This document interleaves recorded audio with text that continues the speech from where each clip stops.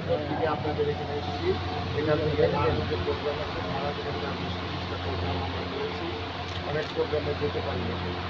তো আজকে আপনাদের কাছে আবেদন যে আমি নারায়ণগঞ্জ মহানগর বিএনপি কনভেনর হিসেবে আছি। আমাদের সরকার এখন ক্ষমতা তারেক রহমানের সরকার ক্ষমতায়। তারেক রহমান একটা জিনিস চায়, সেটা হলো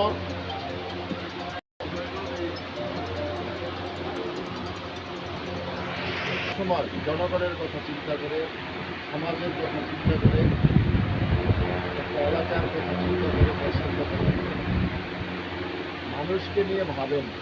গত 3 মাসে আপনারা দেখেছেন যে কতগুলো সিদ্ধান্ত নিয়েছে, যেগুলি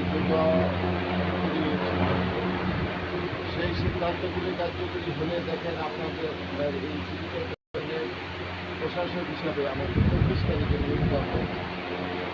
নিয়োগ দেওয়ার পরে উনি আমাদের নিয়ে 4-5 দিন অলরেডি 1 ঘন্টা, 1.5 ঘন্টা, 2 ঘন্টা করে আমাদেরকে কী কী করতে হবে, কেন করতে হবে সেটা সিদ্ধান্ত নিয়েছে।